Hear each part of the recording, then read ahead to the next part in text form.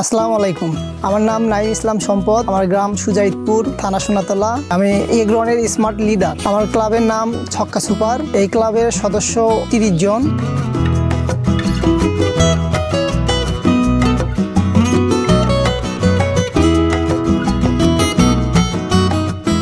আমি পড়াশোনা করতাম এবং আমি আমার জমিতেই আর কি চাষাবাদ করতাম। আমাদের এই চাষাবাদ করাটা আমার দাদাদের আগে থেকেই যেটা আমাদের বৈশিষ্ট্য, যে আমাদের জমি আছে, কিন্তু আমাদের পাশাপাশি যদি আমরা চাকরির বিষয়ে যদি যেতাম, তাহলে আমাদের চাকরি নিতে গেলে অবশ্যই টাকা ছাড়া চাকরি হয় না, ঘুষ দিতে হয়। তা আমি অযথাই আমার টাকা আমি মানুষকে দেবো কেন?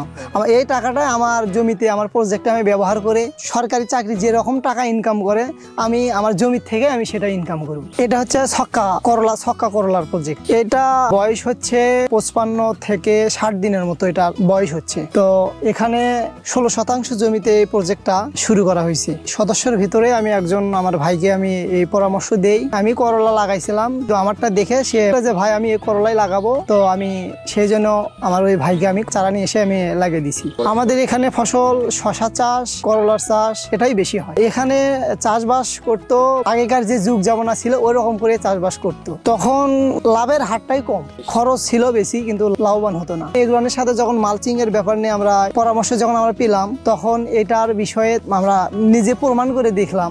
আমি যখন করলাটা লাগাইছিলাম, আমি আরো বর্ষার ভিতরে লাগাইছিলাম, ভরপুর যখন বৃষ্টি হয় আমি তখন লাগাইছিলাম। আমার প্রজেক্ট এভাবে টিকে আছে আমাদের ট্রিটমেন্ট এবং মালচিং এর কারণে আমাদের এই প্রজেক্টটা এরকম টিকে আছে। আর আমরা এগ্রনের যে শিডিউল অনুযায়ী আমরা ওষুধপাতি ব্যবহার, সবকিছু পরামর্শ অনুযায়ী, যে আমি একজন লিডার, তার পরামর্শ অনুযায়ী আমার এই ভাইকে সবকিছু আমি মেনটেন করছি, যার কারণে আল্লাহর রহমতে এরকম সফল হয়েছে।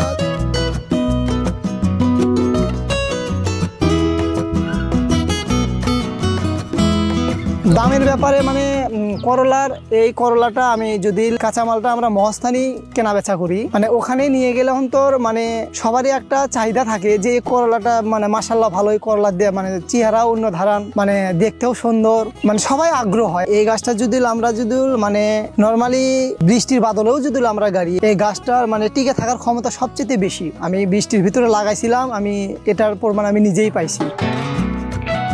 আমাদের এখানে এই ক্লাবের আমাদের যে এগ্রোয়ান কর্মকর্তা উদ্যোক্তারা আছে, যারা আমাদের এখানে, আমাদের এই ফিল্ড অফিসার আতিক ভাই আছে, তিনি আমাদের সাথেই আছে, এবং আমাদের ওখান থেকে যে অফিসাররা আসে, তারপরে আরো অন্য স্যারেরা আসে এখানে, যে আমাদের এই ক্লাব দেখার জন্য আবারটা কি রকম করে লাগাতে হবে, যে এটার জন্য ওনারা আসে আমাদের এখানে পরামর্শ দেওয়ার জন্য। এই ক্লাবের কার্যক্রম আমাদের এখানে মাসিক এবং সাপ্তাহিক যে মিটিংটা হয়, এখানে আমাদের এই সাপ্তাহিক মিটিং আছে, মাসের ভিতরে 2 দিন মিটিং হয়। তারপরে আপনার হচ্ছে এই ক্লাবের যদি কোনো সমস্যা ত্রুটি হয়ে থাকে, সেটা আমাদের কর্মকর্তা এবং পরিচালক আছে আমাদের এই ক্লাবের, আতিক ভাই আছে, উনি আমাদের সাথেই লাগেই আছে।